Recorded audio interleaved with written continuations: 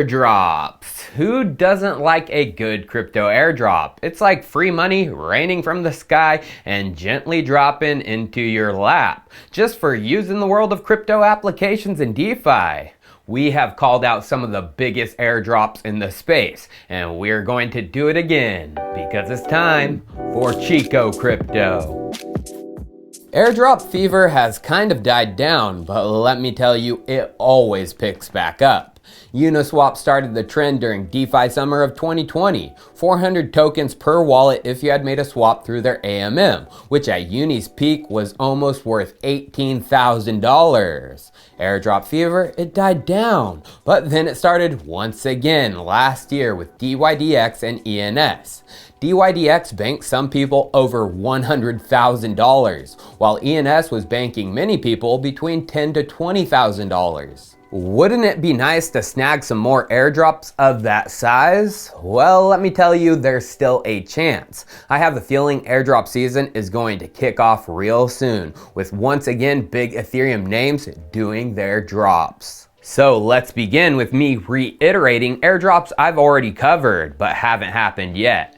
Number one is Optimism. I covered this airdrop all the way back in September of 2021 and gave the reasons I think it will do an airdrop, including the large VC paradigm being an investor in Optimism, but also an investor in already airdrop projects, the one who kicked it off, Uniswap, and one of the most valuable, DYDX, and another one, Reflexer. But the biggest piece of evidence to me is total value locked up, TVL. As we can see back in September, TVL on Optimism was 214 million, and they were in third place behind DYDX, who had 447 million, and Arbitrum, who had 1.5 billion. Well, let's look at TVL today. Optimism has fallen to number 4 with another optimistic rollup who has a token, Matus, dethroning them from the number 3 spot. They are barely growing and actually losing layer 2 market share.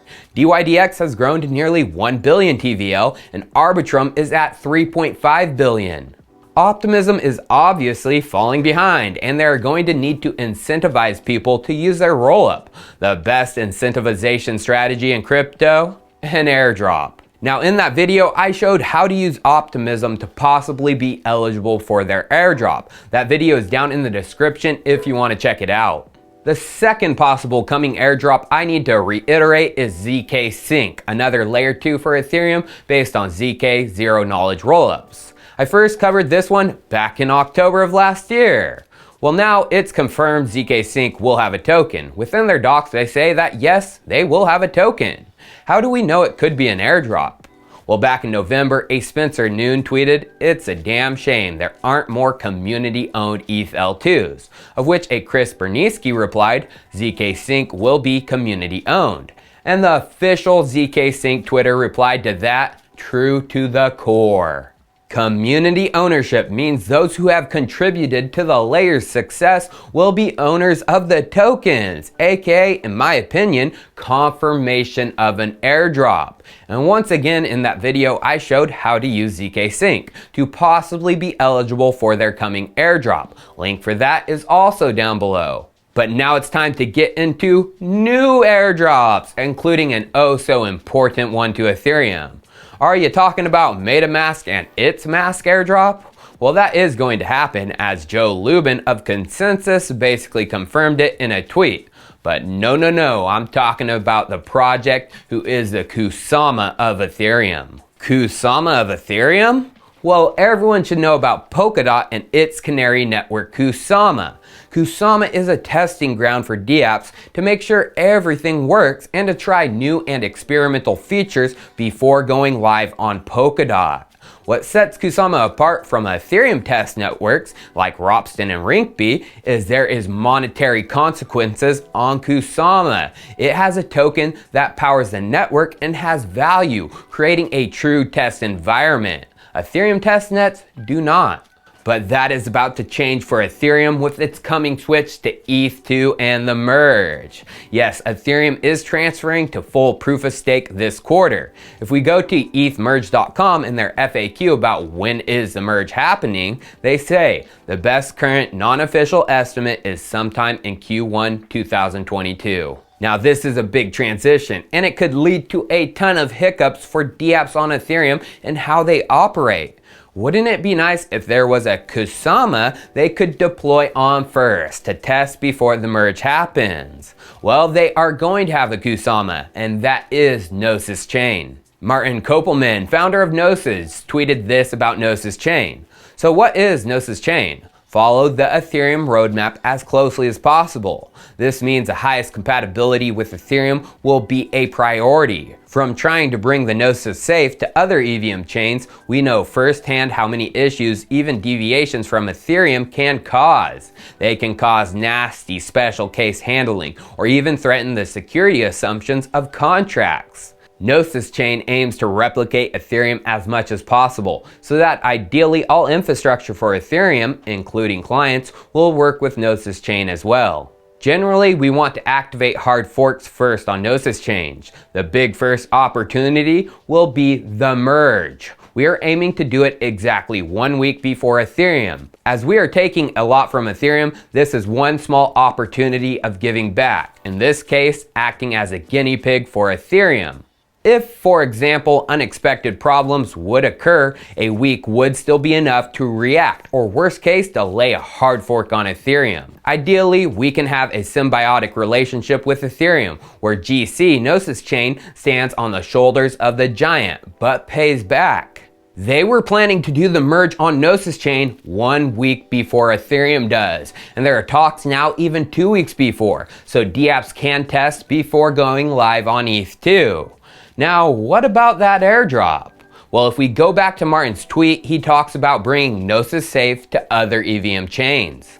Well, Stefan George, co-founder and CTO of Gnosis, tweeted, "The lock will potentially make you eligible for future airdrops, example, Gnosis Safe, and allow opt-in for liquid staking on Gnosis Chain once liquid staking becomes available, minimizing opportunity costs. Lock your Gnosis here with a link to the locking contract." Although the lock date has passed, it was set to February 15th, 2 days ago. Wah, wah, wah. But I think they just might reopen it for a short amount of time if they get enough interest and demand.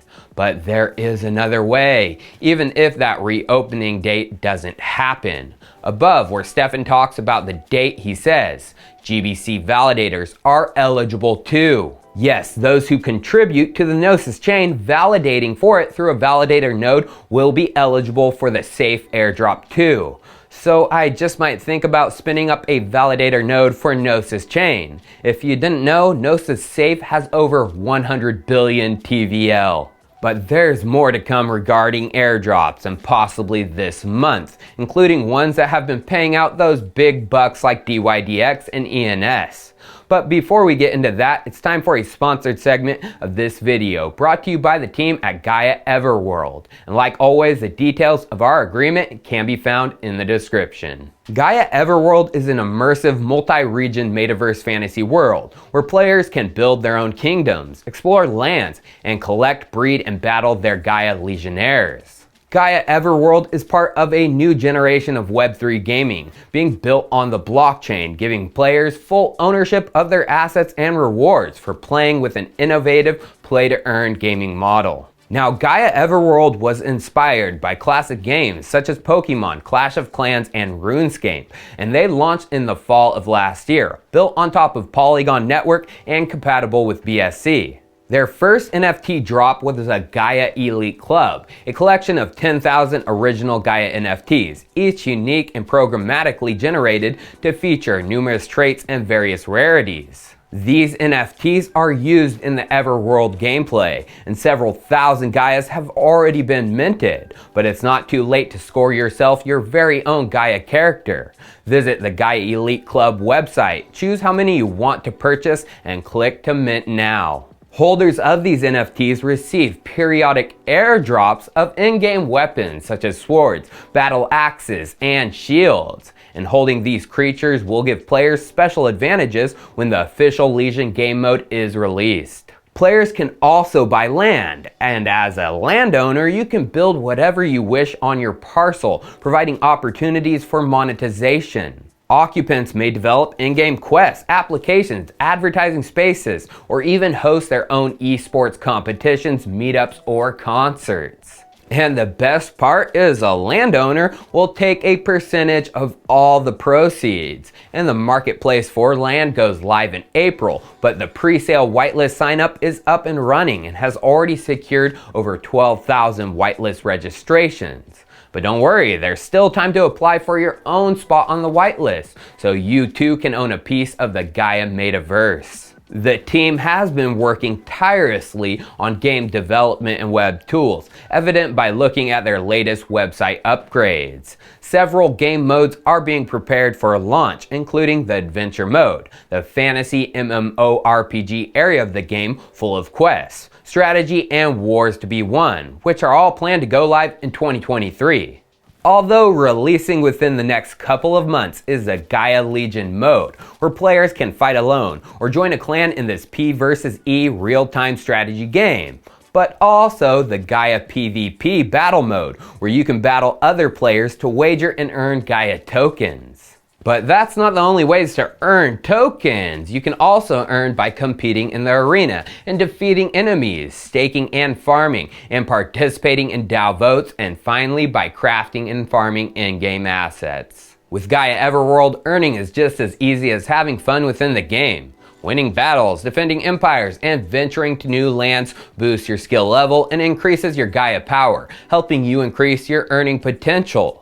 So make sure to visit their new website, GaiaWorld.com, to learn more and join their Telegram and Discord groups so you can get your questions answered. Links for everything can be found below.